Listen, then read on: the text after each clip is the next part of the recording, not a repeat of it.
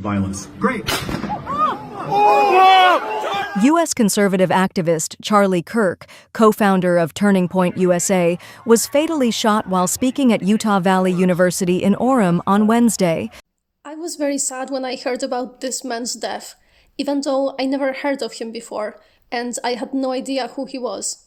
He looked like a young, healthy, energetic person who had his whole life ahead of him and did not expect that he was just living his last moments. His name was Charlie Kirk. He was murdered at the age of 31, leaving behind a wife and 2 children. Some described him as a Christian influencer, others as a right-wing political activist. He often appeared on campuses and led discussions with young people. I learned about his tragic death from various Christian channels, which expressed their grief at a loss of such a wonderful man. One woman even called him an angel. How could a loving God allow that devil to take this angel from us? Another YouTuber described him this way. But Charlie Kirk was a moderate conservative. On Jubilee, he defended the supposedly radical claim that abortion is murder and trans women, quote unquote, are not women. Stuff everybody believed a few decades ago or even just a few years ago. I became very interested in Charlie Kirk. I like to listen to people who speak wisely about God and theology, or those who are simply good people. So let's take a look at some things Charlie Kirk said. Just a short info before. If you're curious about my paintings, both digital and traditional, all the links are in the description. Okay, now back to Charlie Kirk. So if you had a daughter and she was 10 and she got raped, and she was going to give birth and she would, and she was going to give birth and she was going to live, would you want her to go through that and carry her baby? That's awfully graphic. But it's a real life scenario that happens to many people. The answer is yes, the baby would be delivered. Oh. Okay. Honestly, I'm a bit shocked that anyone would describe this as not extreme at all and as something that used to be obvious to everyone. All right. Now let's see what else Charlie Kirk had to say. Do you think that there should be free school lunch for all children? No. Why? Of course not. Because parents should feed their kids, not the government. What if they can't? Go get a job. A child? The parents should go get the job. Yeah. This is important. I don't believe... They have jobs and they can't support their children there because the minimum wage is so low. No, you are a Dem, dude. Don't give me this stuff. First of all, this is really important. I want children to eat? Of course I do. Show me a single child in America going hungry. Doesn't exist. Number 2, we have churches, we have food shelters, we have billions, and it does not exist. We have a child obesity problem, not a child starvation problem in this country. That 50% of our kids are obese or overweight. There's not a single kid in America that has died of starvation in the last 10 years. Show me that kid. Show me. This is a propaganda thing from the Democrat Party. Our kids are so overweight they have type 2 diabetes by the age of 8. So the number one problem for kids right now is that they're not moving enough and they're eating too much, not that there's child starvation. Instead, let's get back to a time where we say, hey, parents feed your kids, churches feed your kids, communities feed your kids, not big daddy government coming in and doing what the family should do. With that, I say thank you guys so much and have a great day. Thank you. I won't hide the fact that I don't like what he's saying here. Or maybe it's not even what he's saying, but how he's saying it. He believed that schools should not provide meals. I was hoping to hear some interesting arguments in favor of this. I don't have an opinion on this because I don't know enough. But instead of sharing some interesting information, he called the person who asked the question dumb, laughed at him, and said there was no problem. People call Charlie Kirk respectful and open for discussion. How is so? I agree that childhood obesity is a huge problem in the US, but that doesn't mean that poverty and hunger don't exist. Out of curiosity, I read some comments under a video done by a YouTuber who also was speaking about this Charlie Kirk clip. I'm a retired teacher and have seen many children whose lunch was their only guaranteed meal of the day. It's heartbreaking. I was one of those children back in the day. I also saw kids in school saving an orange for evening meal. Kirk didn't believe school lunches. We had sack lunches during testing, and I started pulling out the oranges they were throwing away because I'd eat them. I saw one boy and asked if he wanted one. I don't remember how many I gave him to eat because he was so hungry. I too am a retired educator, and school meals for those in need are essential. And taking home any food they can to feed their siblings. My continuation school gave out food for the weekend, and some kids took it for themselves and their siblings. And a child isn't responsible for the circumstance he was born into. Christian, Kirk, grow a heart. I will quote one more final comment. I was a free, hot lunch kid growing up. We lived below the poverty line. I knew we were poor. I watched my single mother struggle. We lost every home we lived in. Around 10 years old, I told myself I will change my life and refuse to end up like my mother. She struggled with mental illness. I graduated college and paid for it all on my own and helped with Pell Grant. I am an adult now and became a nurse. I am not a poor or rich person, but I would have never made it this far in life without hot lunch program and Pell Grant for college. I ran out of money for college classes 3 times. I dropped out of college 3 times to work 2 jobs, save all the money to go back to college all 3 times. My college degree took me 6-ish years instead of 4 years. Okay, let's move on. When I went to Charlie Kirk's channel, I immediately noticed his comment on Taylor Swift's recent engagement. I am not a huge fan of Taylor's, but I really like a few of her songs. All I know about her is that she comes from a wealthy family, writes almost all of her own songs, and has been in several relationships. Her last relationship lasted about 6 years, and she broke up with her boyfriend because she realized he was not going to propose to her. Then she got involved with someone else and now is engaged. Here is what Charlie Kirk had to say about it. Everybody, you will remember where you were. This is bigger than World War II, honestly. This is bigger than storming the beach, than Iwo Jima, D-Day. You will remember where you were sitting. You remember what you were drinking and eating and feeling and sensing. And I mean, it's just honestly, it might be bigger than the founding of America. This is a whole new founding. This is a new birth of something. If someone was a huge Taylor Swift fan and commented on it that way, it could be interpreted as funny introduction and excitement. But coming from him, to be honest, it sounds like malice to me. This is what, of course, I'm talking about is this is a moment that will live in infamy. Taylor Swift is now engaged to Travis Kelce. Now, has she been engaged before? I need my Taylor Swift historians to... I think she has. I could be wrong. Now, this is major news. Everyone is talking about it. Travis Kelce, the pharmaceutical spokesperson, and Taylor Swift, the pop star, are now officially engaged. Okay, where am I? We couldn't hear him. What did we ask? Emma says she has not been engaged, so this is a first. Now, look, it is no mystery that I'm not the world's biggest Taylor Swift fan. However, I think there's actually something here that we should all celebrate. How often do we on this program talk about the 3 M's make you a better citizen and more conservative, which of course is mortgage, marriage, and mating. If you could see my face right now, I'm rolling my eyes. And so Taylor Swift obviously has plenty of mortgages. She's got more homes than I'll ever have. She's incredibly wealthy. But maybe one of the reasons why Taylor Swift has been so just kind of annoyingly liberal. Annoyingly liberal? Unless I'm mistaken, she's not particularly involved in politics. Of course, an artist's views will always come through somewhere, but why annoyingly liberal? Over the last couple of years is that she's not yet married and she doesn't have children. So she's annoying because she's not married yet and doesn't have children at the age of 35. I don't know much about her, but I know she's wanted to get married for a long time. Actually, she's always had that intention. She was just looking for the right person.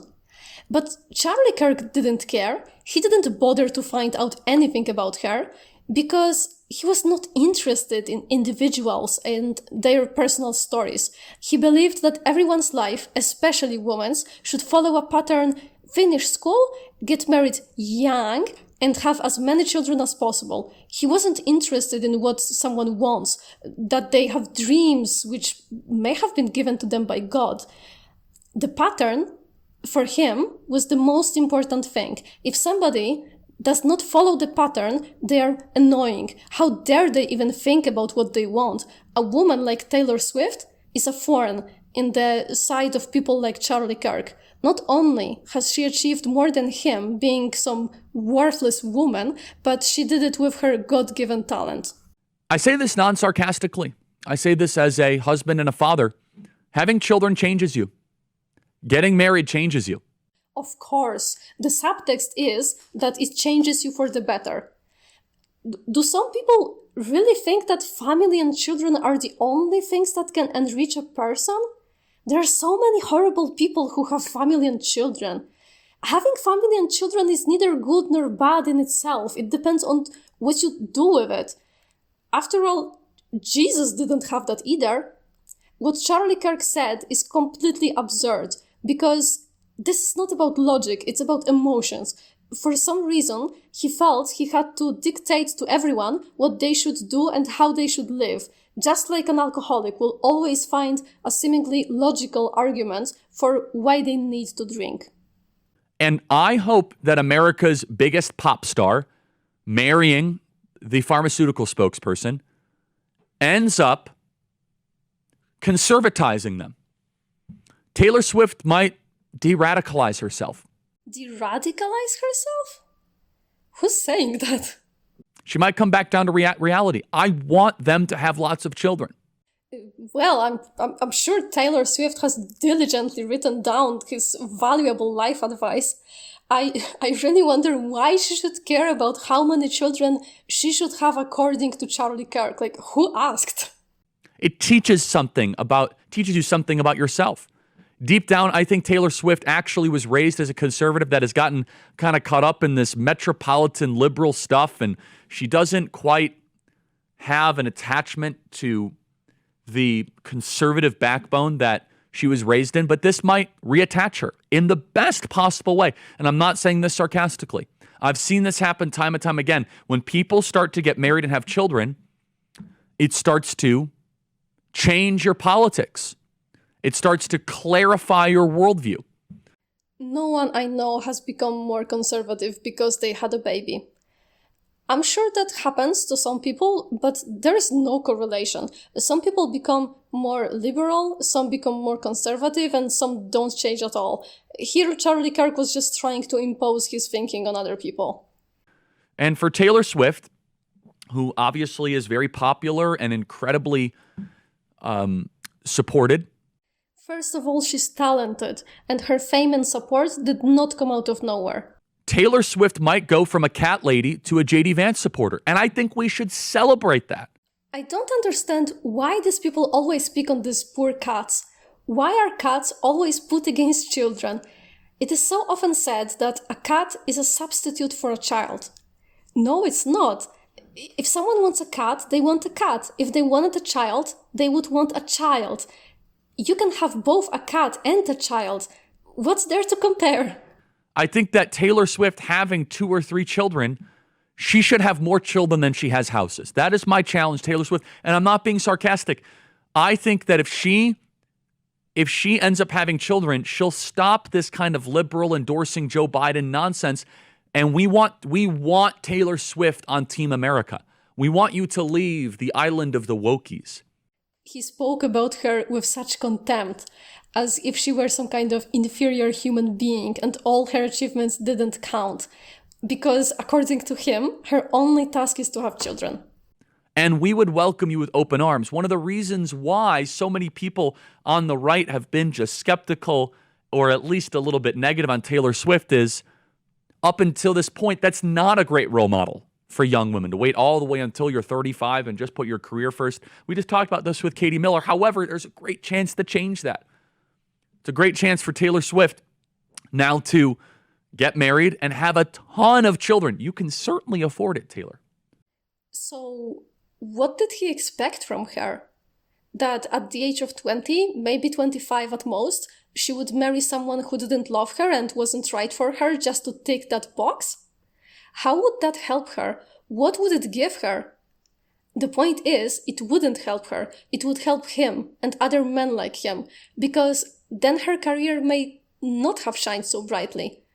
Men like that want women to shut up, sit quietly, and serve them while they can rule. I guess that's how they understand the slogan, "Make America Great Again." They would like to return to the way things used to be when women had no say. And Taylor Swift has been all, through America and the ups and the downs. And if you feel that violent shaking in your home, that is the earthquake of the pop culture. If you hear that high-pitched scream, those are the young ladies on your block screaming. And honestly, Pfizer pays well, baby. I mean, Pfizer pays the bills. That is quite a ring, Mr. Kelsey. I'm impressed. I got to be honest. We don't know exactly how much Pfizer paid you to peddle that product, but boy, you brought in the Benjamins, sir. Why the snide remarks? To be honest, it sounds like jealousy. That is some impressive carrots right there. That right there has its own zip code. I'm impressed. All kidding and sarcasm aside, this is something that I hope will make Taylor Swift more conservative. Again, who asked? Engage in reality more and get outside of the abstract clouds. Reject feminism. Submit to your husband, Taylor. You're not in charge. This is very interesting. Men like this often quote this passage from the Ephesians, but somehow they always magically forget that the sentence before, it literally says that spouses should submit to one another. So the husband should also submit to his wife. He should love his wife as Christ loves the church. So a husband should love his wife so much that he would be willing to die for her. But Charlie Kirk didn't say that to Taylor Swift's fiancé, Travis Kelce. No, he only said it to Taylor because she's the woman. And most importantly, I can't wait to go to a Taylor Kelce concert. I can't say it without laughing. You got to change your name. If not, you don't really mean it. Congratulations, Taylor. That was probably the most backhanded congratulations I've ever heard. Yeah, this kind of plays into our original thesis, which is that if you want young ladies to become more conservative, we should encourage and celebrate marriage. The way he celebrated her future marriage, he insulted her, belittled her, and dictated how many children she should have. Such a celebration will definitely encourage young women to get married and have children. Okay, I'm going to skip ahead in the video now because it's starting to repeat itself, but if anyone wants to listen to the whole thing, I'll put the link in the description. When you have children, you think of everything differently. You go out less. You don't drink alcohol. You watch movies differently. You don't view marijuana the same way. This shows that Charlie Kirk measured everyone by his own standards. Maybe he stopped drinking. Maybe he started watching movies differently. Maybe marijuana tasted different to him. Maybe he couldn't imagine that some people haven't drunk since their teens and don't start doing so in adulthood. I am one such case. I was offered marijuana and I refused. I have never smoked. If he needed children for that, that's his business, but he shouldn't have projected it on everyone else on the planet. If there are no children, there is no tomorrow. You view food differently. You view doctor's visit differently. It changes your entire perspective, and it happens more and more so over time. Once you are a parent, you start to think of, oh, my kid would like that, or I don't want my kid to see that, or I don't want my kid to walk down that street, or I don't want my kid to have to be hassled by a homeless person. I find that it is those without children and not married that tend to not care about the stuff that we as conservatives care about. They don't care about littering. They don't care about crime as much. They don't care about homeless people because it's just themselves in their own little world. Did he think that marriage was reserved for conservative people? That liberal people don't get married and don't have children? It makes society fundamentally more decent. Why? Because it makes us, you and me, and Taylor Swift and Whitney Cummings more decent. And again, Taylor Swift, if she has 4, 5, 6 children, be amazing. That will be a conservatizing event, no doubt. And there are some exceptions. There are some celebs that stay libs and they trans their kids and they do all that stuff. Okay. But I do believe that if Taylor Swift all of a sudden has a moment when her teachers try and change the pronouns of her kids, that's probably a conservatizing event. Look, I think Taylor Swift's got to go full Mormon. I think 6 kids minimum. I mean, think about what a conservative Taylor Swift would be for the country. It'd be an amazing thing. And overall, I think this is wonderful. I hope they have a lot of happiness, and I hope they have a lot of joy and a lot of children. And I hope the women of America will have less cats and more children. Your queen is getting married, and so should you. How exhausting. He did admit at the end that there are liberal people with families and children, but he still thought that these were very rare cases. I will add one more of his statements, which shows his worldview even more clearly. Let me also speak to some of the young ladies here in high school where who's here where your top priority is get married and have kids? Raise your hand. Okay. Interestingly, I think there is an argument to bring back the MRS degree. And no, seriously. MRS degree is slang describing a phenomenon where a woman does not go to college to get an education, but only to find a husband. And Charlie Kirk encouraged this. And just be clear, that's why you're going to college, right? Don't lie to yourself, I'm studying sociology. No, you're not. We know why you're here. And that's okay, actually. And that's a really good reason to go to college, actually, especially an SEC school. Like, you will find a husband if you have the intent to find a husband at Ole Miss. Like, it's just going to happen, okay? Or wherever. We should bring back the celebration of the MRS degree, which is, no, serious. I mean, if you think about it, like, I say college is a scam, but if you're going to find your life partner, like, that's actually a really good reason to go to college. You have a bunch of people that are single, they're at the prime of their, let's just say attractiveness. The dating pool is as robust as you'll ever find, and they all live together over a 4-year period. Like, you don't get much better than that, okay? It doesn't get better after college there. And so, yeah, you could go learn some stuff. That's fine, I guess, or whatever. Just don't listen to your professors. Kirk attended college but never graduated. He was expelled after his first semester. Despite his lack of education, he allowed himself to speak publicly on serious political issues, and he discouraged young women from pursuing education. Why is it that conservative men, usually religious, so often speak in exactly the same tone as he did? They usually focus on commenting on other people's choices, but not when it would be appropriate, only when there is absolutely no need to do so. For example, Jordan Peterson expressed this opinion on having children. Assuming you want children, and if you don't want children, well, you probably will, and if you don't, you're either deluded or immature. Or this is what Matt Walsh said about a woman who stated that she did not want to have children because she simply did not want to, and that was her main reason. She also added that she really enjoyed traveling. Well, yeah, there's a word for that. It's called being superficial and materialistic and selfish. So that's 3 words, I suppose. It'd be a lot easier and get to the point much quicker if these people would just say that. This is how Ben Shapiro summed up a woman who said that she was happy being single and not having children, even though she was dating and open to a relationship.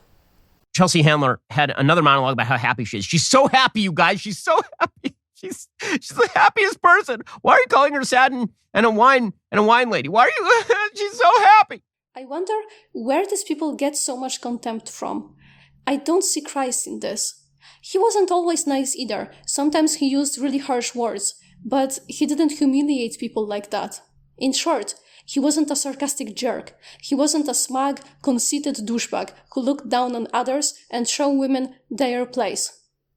Please note that in almost every statement by Charlie Kirk that I quoted, he was talking about situations he himself had not experienced.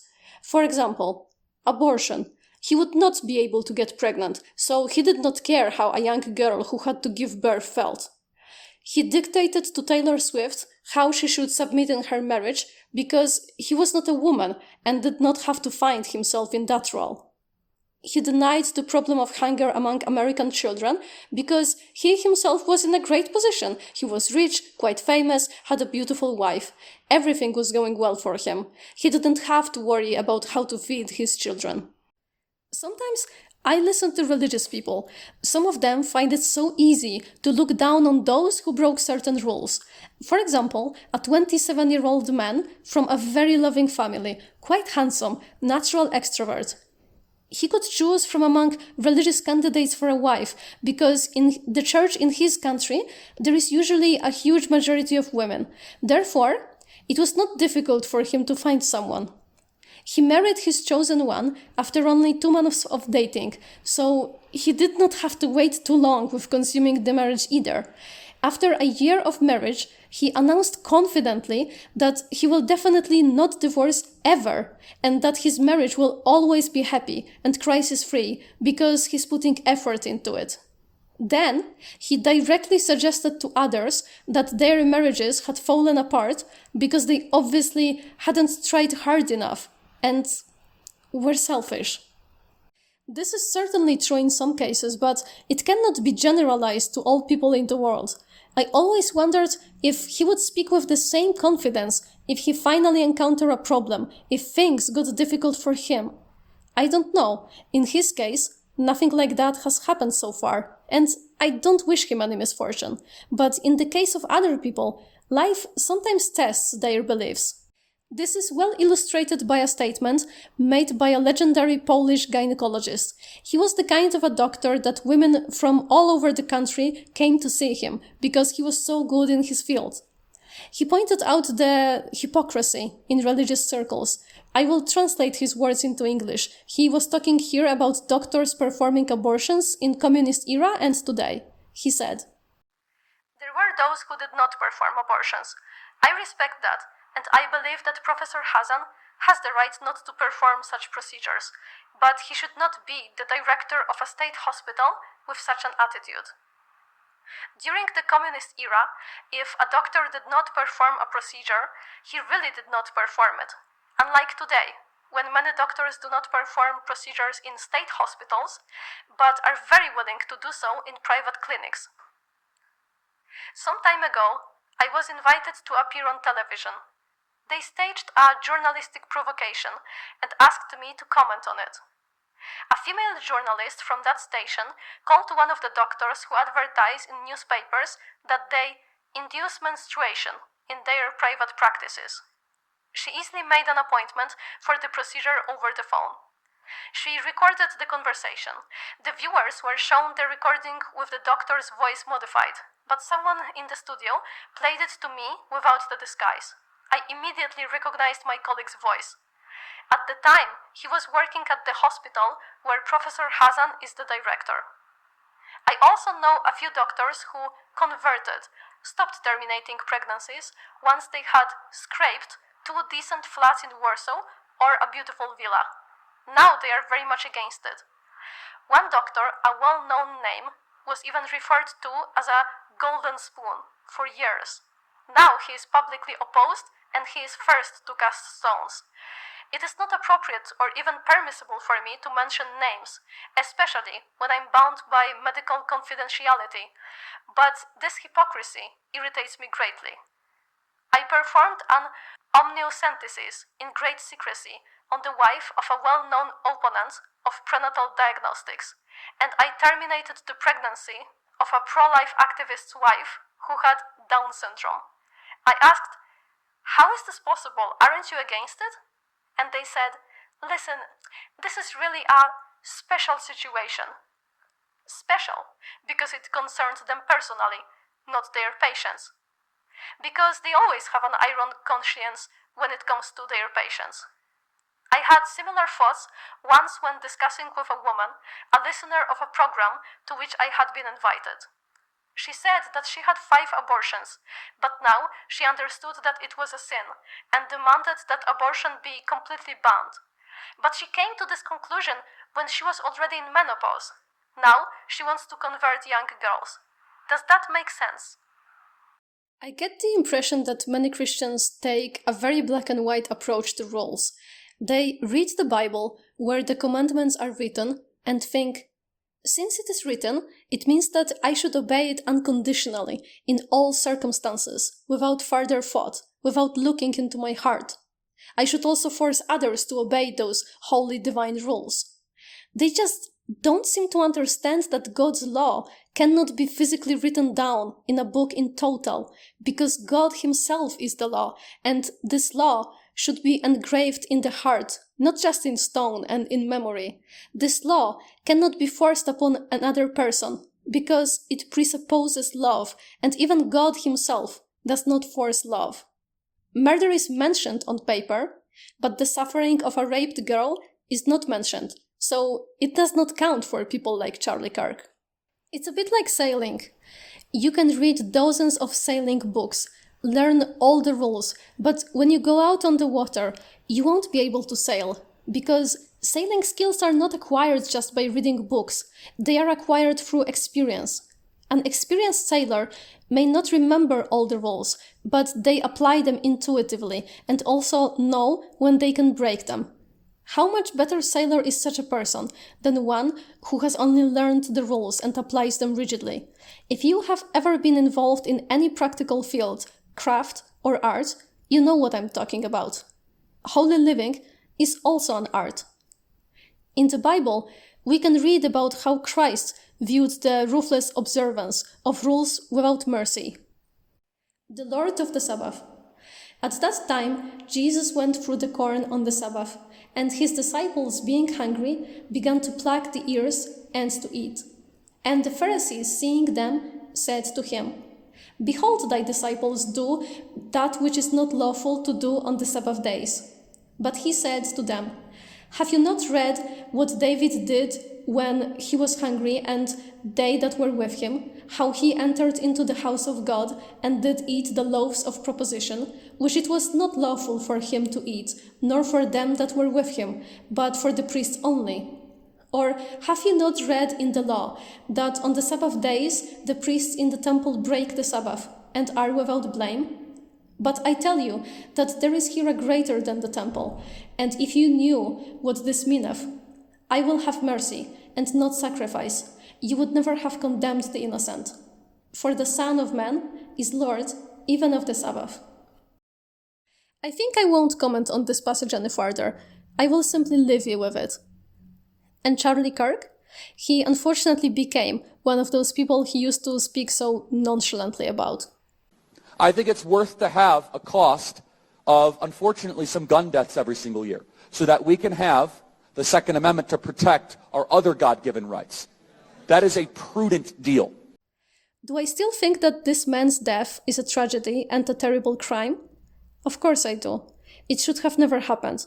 I would never have wished that on him. I don't want what I said to sound like I'm justifying taking his life. He didn't deserve to die, and his assassinator should be punished. However, I'm confused by the fact that so many Christian YouTubers portray Charlie Kirk as an angel, as a saint, as a martyr. I looked to him for inspiration, but I'm disappointed to say that I did not find any. Honestly, I'm terrified by his views. I don't understand how anybody can listen to him speak about women and other matters and still think that he was holy. Is this what all Christians should be? Is this really what God expects of us? And was this man truly an image of God on earth?